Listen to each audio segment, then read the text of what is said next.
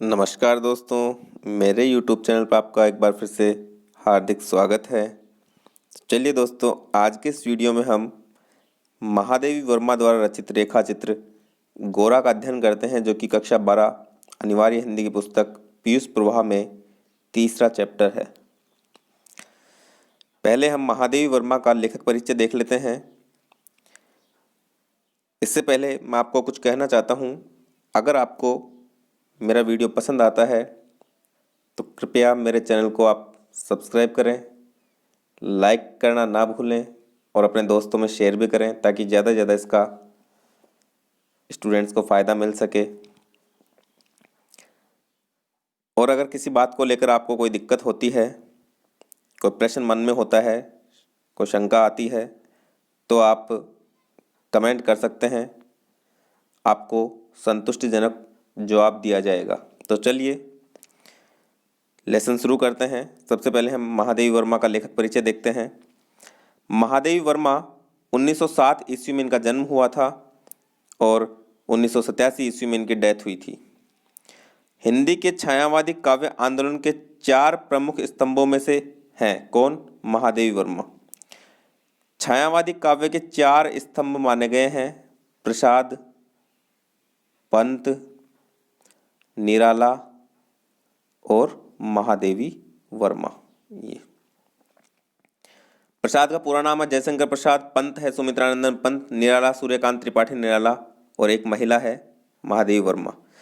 प्रसाद, पंत और निराला को छायावाद का ब्रह्मा, विष्णु और महेश भी कहा जाता है। ब्रह्मा हो गया प्रसाद, विष्णु हो गया पंत और निराला हो गया महेश। इनकी कविता में वेदना और करुणा की प्रधानता है। इन्हें आधुनिक युग की मीरा भी कहा जाता है। देखो, लेखक परिचय भी आ सकता है, कवित्री परिचय भी आ सकता है, लेखिका परिचय भी आ सकता है, तो हमें ये लेखक परिचय भी ध्यान से देखना होगा। बाकी इस पुस्तक में से लेखक परिचय नहीं पूछे जाएंगे। एग्ज़ाम में जो सृजन पुस्तक है, सृजना है, उसी में से लेखक परिचय या कवि परिचय पूछा जाएगा। बाकी ध्यान रखने की बात है कि आधुनिक युग की मीरा किसे कहा जाता है? महादेवी वर्मा को। महादेवी वर्मा की चिंतन वृत्ति साहित्य और साहित्य समाज दोनों दिशाओं में प्रभावित हुई है। उनका व्यक्तित्व सरलता, उदारता, संवेदनशीलता, आत्मीयता, सात्विकता से ओतप्रोत है। सात्विकता मतलब पवित्रता से। उन्होंने हिंदी संस्मरण और रेखाचित्र विधा को अप्रतिम ऊंचाई दी है। महादेवी वर्मा का गद्य भाव एवं भाषा की दृष्टि से अनुपम है। उनकी प्रमुख रचनाएं इस प्रकार हैं। देखिए उनकी प्रमुख रचनाएं, कुछ प्रमुख रचनाओं का जिक्र ही यहाँ पर किया गया है, बाकी लिखा तो उन्होंने बहुत कुछ है। पहले हम देखते हैं कविता संग्रह निहार, रश्मि, नीरजा और सांध्य गीत, दीपशिखा, यामा। शुरू वाली ये जो 4 हैं, इनको मिलाकर इन्होंने एक रचना लिखी यामा, और यामा पर इनको कौन सा पुरस्कार मिला? साहित्य के क्षेत्र का सबसे बड़ा पुरस्कार है ज्ञानपीठ पुरस्कार मिला। कौन सी रचना पर? यामा रचना पर। पहले ये किसी लेखक या कवि कवित्री को उसकी रचना पर मिलता था, अब ये उसके संपूर्ण कृतित्व और व्यक्तित्व पर मिलता है। अब किसी रचना विशेष का नाम नहीं आता है। अब तो ये होता है कि उसको मिला है, उस लेखक को मिला है, उस लेखिका को या कवित्री को मिला है। सिर्फ उस लेखक कवि कवियत्री का ही नाम लिया जाता है ज्ञानपीठ पुरस्कार मिलने में। बाकी पहले उसकी रचना को मिलता था ये, बाकी आजकल ऐसा नहीं होता। इसमें 11 लाख रुपए मिलते हैं, एक सरस्वती की प्रतिमा मिलती है, प्रशस्ति पत्र मिलता है। संस्मरण और रेखाचित्र कौन कौन से लिखे हैं? अतीत के चलचित्र, स्मृति की रेखाएं, पथ के साथी, मेरा परिवार। मेरा परिवार जो इनका संस्मरण और रेखाचित्र है, उसमें इन्होंने पशु पक्षियों को वर्णित किया है। महादेवी वर्मा अपने घर में बहुत सारे पशु पक्षी पाला करती थी, उन सब का वर्णन ही इन्होंने इस रचना में किया है मेरा परिवार में। मतलब उन सबको भी ये अपने परिवार का हिस्सा मानती थी। यहाँ पे जो पाठ का नाम है गोरा, ये भी एक गाय का नाम है, ये भी इनके द्वारा पाली गई है, उसका जिक्र है। तो इस गोरा के बारे में भी मेरा परिवार जो रेखा चित्र है उसमें वर्णन मिलता है। और ये जो गोरा जो अपने यहाँ पर जो अंश लिया गया है, ये भी उसी रेखा चित्र का अंश है मेरा परिवार का। निबंध संग्रह देखिए, श्रृंखला की कड़ियाँ, साहित्य की आस्था और अन्य निबंध, ये इनके निबंध संग्रह हैं। अब हम पाठ परिचय देख लेते हैं। गोरा रेखा चित्र में गाय के अंतरंग और बाह्य सौंदर्य के साथ मानवीय संवेदना का रेखांकन है। इसमें गाय का घर में आगमन, स्वागत, लेखिका के ममत्व, रोचक वातावरण एवं गाय के प्रेम को कलात्मक ढंग से प्रस्तुत किया गया है। गोरा गाय के स्वभाव एवं क्रियाकलापों के अंकन में लेखिका ने चित्रात्मक भाषा, बिंब प्रधान शैली, प्रतीकात्मक शिल्प का प्रयोग किया है। अंतिम वाक्य आह मेरा गोपालक देश संपूर्ण रेखा चित्र का वह मार्मिक कथन है जिसमें लेखिका की ममता उमड़ पड़ती है तो मानवीय संवेदना भी तड़प उठती है। प्रतीकात्मक शैली क्या होती है? शब्द आया प्रतीकात्मक, शिल्प का प्रयोग किया गया है। प्रतीकात्मक का अर्थ है जिसमें प्रतीकों की सहायता से भावों को या वस्तुओं का ज्ञान कराया जाता है। प्रतीकों के माध्यम से वो होती है प्रतीकात्मक शैली या प्रतीकात्मक शिल्प भी कह सकते हैं। अब हम मूल पाठ शुरू करते हैं। हो सकता है वीडियो थोड़ा लंबा हो, बिना स्किप किए आप देखेंगे तो आपको पूरा समझ में आएगा। स्किप कर करके देखेंगे तो हो सकता है आपको अच्छे से समझ में ना आए। तो मेरी आपसे रिक्वेस्ट है कि आप वीडियो को बिना स्किप किए पूरा देखें। हाँ, अगर समय कम है तो थोड़ा आप जो टाइम स्पीड होती है उसको आप थोड़ा बढ़ा सकते हैं। गोरा मेरी बहन के घर पली हुई गाय की वय संधि तक पहुंची हुई बछिया थी। बाछी जिसको हम कहते हैं। महादेवी की छोटी बहन का नाम श्यामा है। उसके घर में पली हुई थी ये गाय, ये बछिया। उसे इतने स्नेह और दुलार से पाला गया था कि वह अन्य गोवत्सों से कुछ विशिष्ट हो गई थी। अच्छे लाड प्यार से पाला गया था इस बाछी को।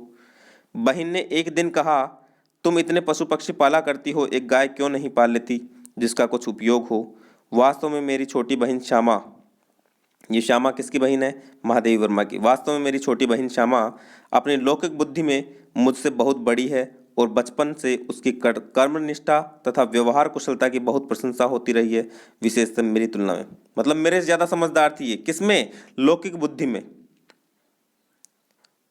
परिवार में किसके साथ किस टाइप से बोलना है, किसके साथ कैसा व्यवहार करना है, रिश्तेदारों में किस प्रकार से बोलना है, ये सब जो बुद्धि थी, ये जो ज्ञान था, ये महादेवी वर्मा की तुलना में किसको ज़्यादा था? उसकी छोटी बहन श्यामा को। बहन थी कौन सी? छोटी बहन थी, ना कि बड़ी बहन थी। व्यवहार कुशल थी, कर्मनिष्ठ थी। यदि वे आत्मविश्वास के साथ कुछ कहती हैं तो उनका विचार संक्रामक रोग के समान सुनने वाले को तत्काल प्रभावित करता है। लेखिका महादेवी वर्मा कह रही है कि मेरी जो छोटी बहन है वो जो कुछ भी आत्मविश्वास के साथ जो कहती थी ना, उसका प्रभाव सुनने वाले के ऊपर तुरंत पड़ता था। संक्रामक रोग की तरह, छुआछूत वाले रोग की तरह। जैसे छुआछूत की बीमारी लगती है उसी को संक्रामक रोग कहते हैं, उसी की तरह उसकी बात का प्रभाव पड़ता था। आश्चर्य नहीं यदि उस दिन उनके उपयोगितावाद संबंधी भाषण ने मुझे इतना अधिक प्रभावित किया कि तत्काल उस सुझाव का कार्यान्वयन आवश्यक हो गया। उपयोगितावाद संबंधी भाषण दिया था, भाषण नहीं दिया था, बात कही थी। कौन सी बात? ये देखिए, यह है उपयोग हो। बहन ने एक दिन कहा, तुम इतने पशु पक्षी पाला करती हो, एक गाय क्यों नहीं पाल लेती जिसका कुछ उपयोग हो। इसी बात को कहा गया कि उपयोगितावाद संबंधी भाषण दिया था कि ऐसे फालतू के पशु पक्षी पाल लेती हो, घर में भेड़ कर रखी हो, ऐसा कोई जानवर क्यों नहीं पालती जिससे तुझे भी कुछ फायदा हो, जिसका उपयोग हो सके। मतलब उसका दूध निकलेगा, दूध से घी भी बनेगा, दूध दही भी जमेगा, ये सब। वैसे खाद्य की किसी भी समस्या के समाधान के लिए पशु पक्षी पालना मुझे कभी नहीं रुचा, मतलब अच्छा नहीं लगा।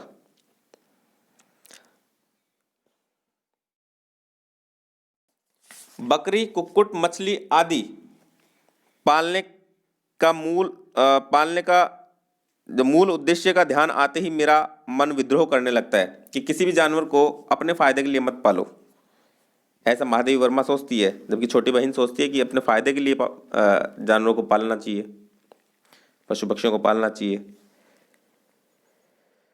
पर उस दिन मैंने ध्यानपूर्वक गोरा को देखा।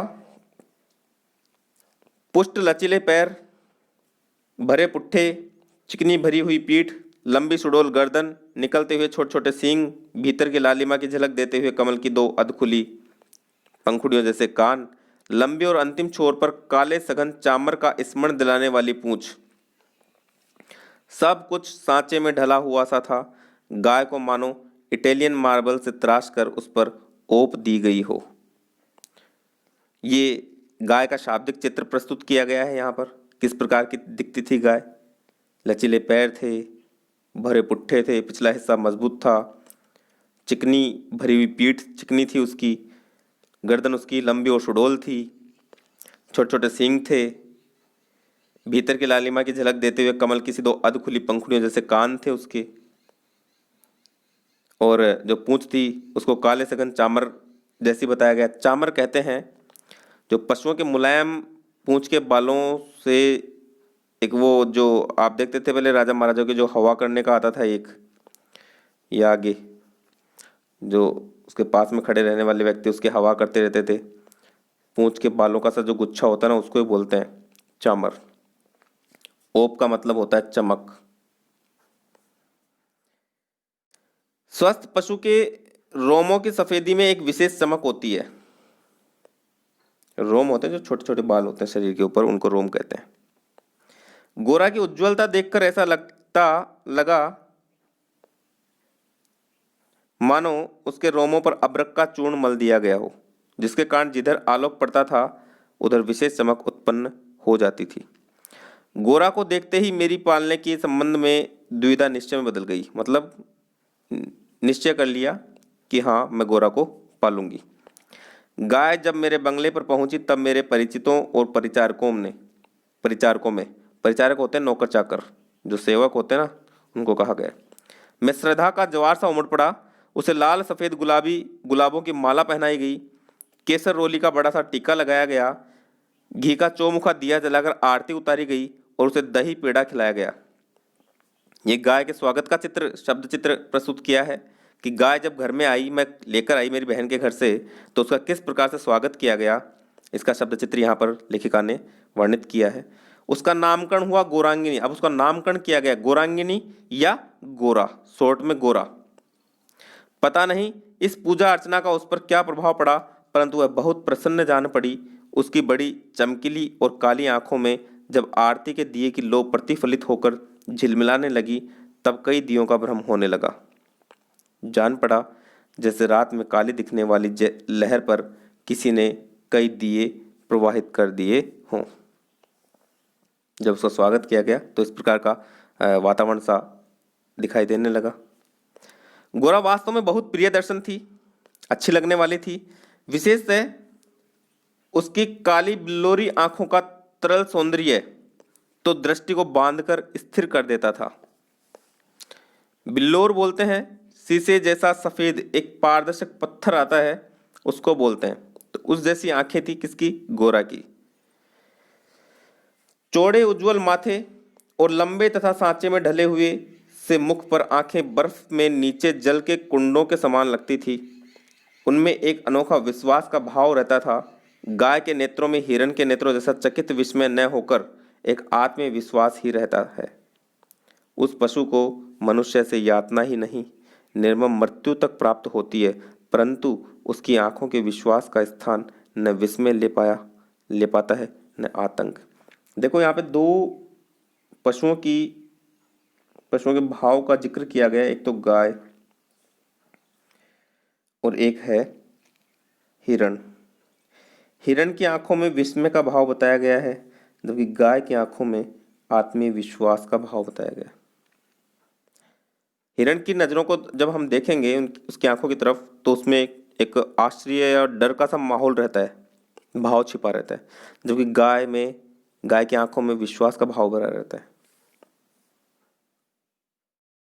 महात्मा गांधी ने गाय करुणा की कविता है क्यों कहा? यह उसकी आंखें देखकर ही समझ में आ सकता है कि गाय क्या है, करुणा की कविता। किसने कहा? महात्मा गांधी ने। ये इंपॉर्टेंट लाइन है, क्वेश्चन बन सकता है। गोरा की अलस मंथर गति से तुलना करने योग्य कम वस्तुएं हैं। मंथर मतलब धीमी धीमी गति। तीव्र गति में सौंदर्य है, परंतु वह मंथर गति के सौंदर्य को नहीं पाता है। लेखिका बोल रही है कि सौंदर्य जो है वो तीव्र गति में है, लेकिन वो सौंदर्य भी उस मंथर गति के सौंदर्य को की बराबरी नहीं कर पाता है। बाण की तीव्र गति क्षण भर के लिए दृष्टि में चकाचौंध उत्पन्न कर सकती है। इसके लिए उदाहरण दिया है इस बात को समझाने के लिए कि जो बाण अपन चलाते हैं, धनुष से बाण चलाते हैं, उसकी बहुत स्पीड होती है, गति तेज होती है, लेकिन क्षण भर के लिए दृष्टि में चकाचौंध उत्पन्न कर सकती है। परंतु मंद मंद समीर से फूल का अपने वृंत पर होले होले हिलना दृष्टि का क्या है, उत्सव है। कहने का मतलब जो मंद गति का सौंदर्य है ना, वो ज्यादा अच्छा है बजाय तीव्र गति के सौंदर्य के। तीव्र गति का सौंदर्य क्षणिक होता है, जबकि ये दीर्घ समय के लिए रहने वाला होता है। आगे देखिए, कुछ ही दिनों में यह सबसे इतनी हिलमिल गई कि अन्य पशु पक्षी उसकी लघुता और उसकी विशालता का अंतर भूल गए। मतलब सभी जो घर में इसके महादेव ने जो भी जानवर पशु पक्षी पाल रखे थे, सभी इससे घुल मिल गए, दोस्ती कर लिए। कुत्ते बिल्ली उसके पेट के नीचे और पैरों के बीच में खेलने लगे। पक्षी उसकी पीठ और माथे पर बैठकर उसके कान तथा आंखें खुजलाने लगे। वह भी स्थिर खड़ी रहकर और आंखें मूंद कर मानो उनके संपर्क सुख की अनुभूति में खो जाती थी। तो वीडियो काफ़ी लंबा हो जाएगा अगर हम पूरा पार्ट पढ़ेंगे तो मैं अगले पार्ट में इसका शेष बचा हुआ पार्ट कंप्लीट करूँगा। तो उम्मीद करता हूँ ये वीडियो आपको पसंद आया होगा। आप लाइक, शेयर और सब्सक्राइब करना ना भूलें। मिलते हैं अगले वीडियो में, तब तक के लिए धन्यवाद। जय हिंद, जय भारत।